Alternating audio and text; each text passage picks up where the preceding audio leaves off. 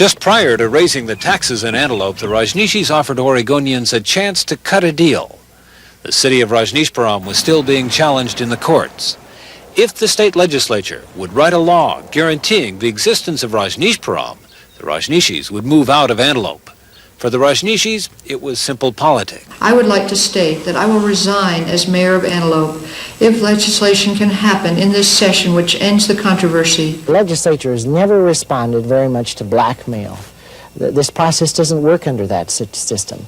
And I won't say this is openly blackmail, but there's hints of it here, that if you do this, we'll move. That has nothing to do with blackmail. That has to do with practical reality. I resented a trade offer. I certainly resent any threat of intimidation that there's going to be violence if we don't get this. And second, the case is in the court. The case is still in the court, and its implications are the same now as when the legislature rejected the trade. If Rajneeshpuram doesn't meet land use standards, the city may come down. Well, there's no deal.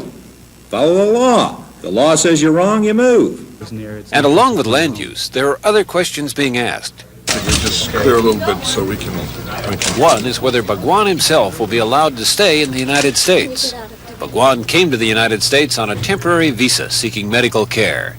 He's petitioned to stay as a religious leader, and immigration, while it agrees with the claim, has yet to give its final decision. Is Rajneeshi persecution? Immigration authorities are also trying to prove instances of marriage fraud at Rajneeshpuram. There are claims American Rajneeshis are marrying foreign nationals, simply to guarantee those foreign nationals will be able to stay in the United States. To date, it's a charge immigration has not been able to document.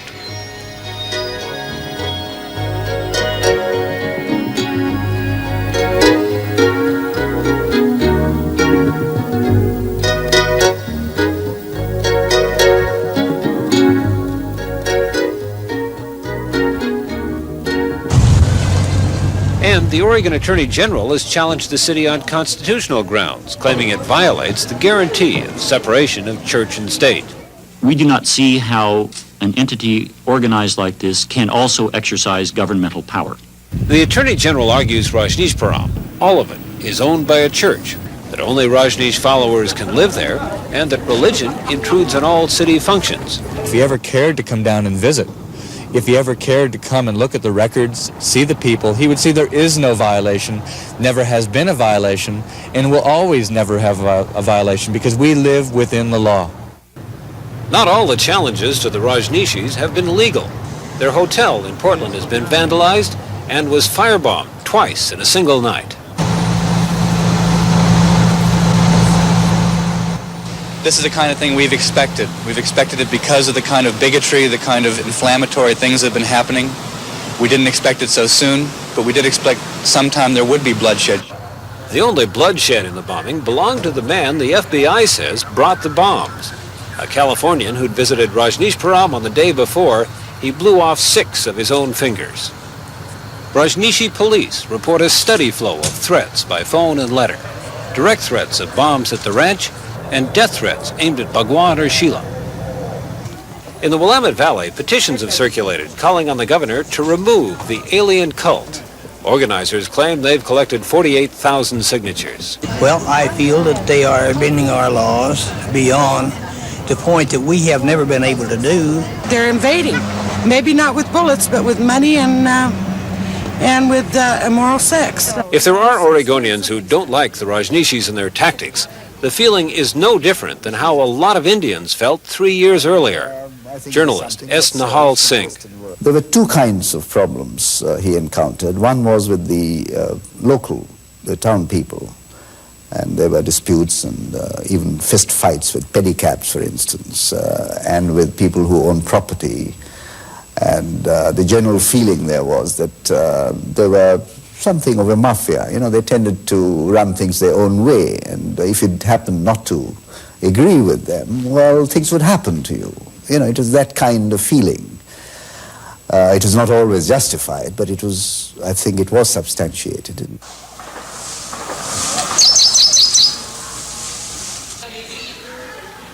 These pictures from KEZI television in Eugene show Pune and the deserted ashram today. When Bhagwan left, so did his following. And years later, there are Pune residents who will tell you the Rajneeshis are not missed. Well, I don't mind if he comes back, Pune as proper city of Pune. And if he got control over the disciples, he can be welcome. But his disciples must be controlled properly. We really didn't like them here, to tell you the truth. We are really happy that they have gone. It was in India that Bhagwan had announced his dream of creating his own city. At that time, his great experiment, his Sannyasin city, was to be in India. First 10,000 sannyasins will reach. Within 5 years, 50,000 sannyasins will be there. And within 10 years, 100,000 sannyasins will be there. 100,000 sannyasins have never lived together anywhere in the world at any time of history. This will be the first sannyasin city.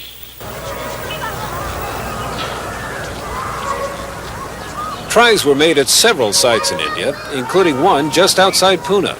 On at least one of them, the Indian government blocked Bhagwan because he wanted to build on land zoned exclusively for farming. In Pune, Bhagwan's right-hand woman was Ma Yoga Lakshmi. Lakshmi was the first disciple, the person who thought of wearing orange clothing. And at Pune, after Bhagwan, Lakshmi was boss. But Lakshmi failed to find Bhagwan a site for a commune in India, and 2 days before Bhagwan left for the United States, Lakshmi resigned as a trustee of the Rajneesh Foundation.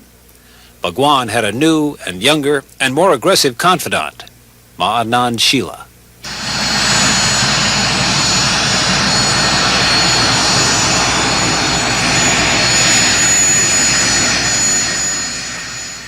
It was Sheela who flew Bhagwan to America. Sheela who picked Oregon for the commune and for the city her Bhagwan demanded. Left behind at Pune were government allegations of unpaid taxes and 7,000 followers who were caught by surprise when Bhagwan caught a plane.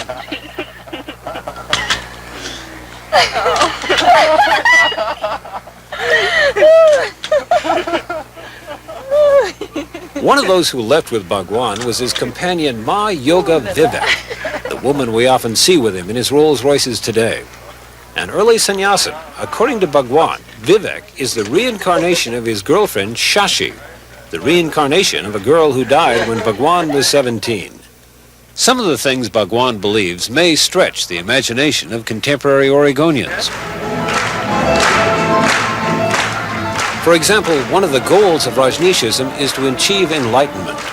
It was recently announced that anyone who dies within a 24-mile radius of Rajneeshpuram is automatically enlightened. Bhagwan also believes in the predictions of the 16th century astrologer Nostradamus. Interpreting those prophecies, Bhagwan has announced World War III will begin in 1993.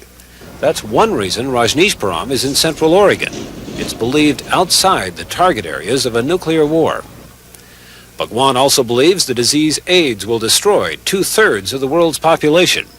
And that belief means that what was once labeled as a sex cult now makes love with rubber gloves and prophylactics. I wouldn't say it would take the pleasure out of it necessarily, but it certainly has changed the quality of it. And Bhagwan, who also promised no dogma and no creed, has given the faithful a prayer called Gachamis. Oregonians first heard Gachamis in the state legislature. Gachami.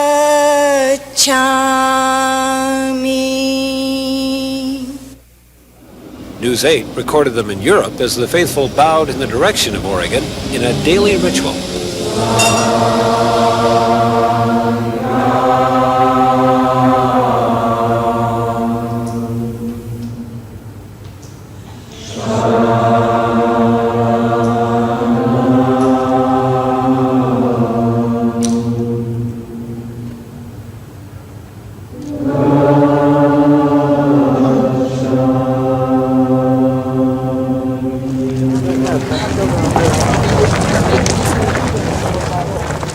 Rajneeshism is not a faith that ends at the boundaries of the Big Muddy Ranch.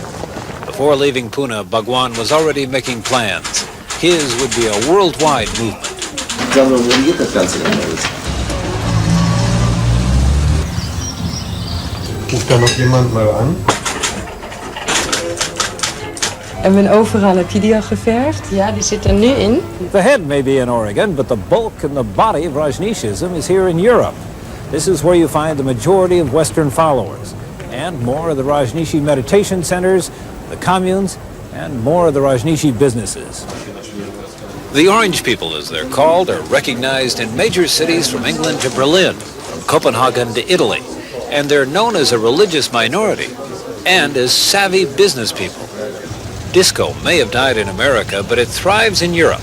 And with a franchise chain of Zorba the Buddha discos, the Rajneeshis are packing them in.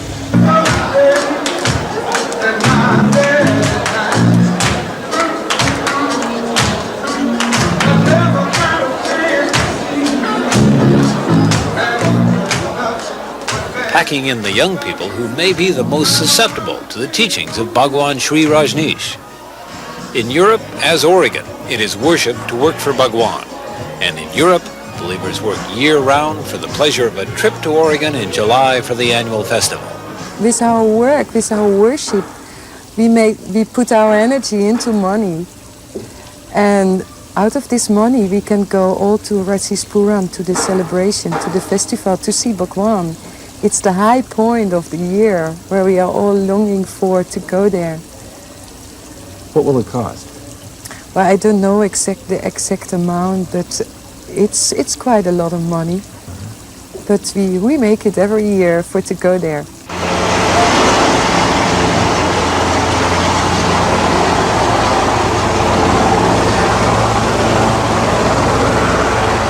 There was something more for the visitors to see at this year's festival in Oregon. Guns. Guns that may have convinced some visitors that Bhagwan and his city need more money and more support because they are in mortal danger. Guns that may have raised questions in the minds of most Oregonians.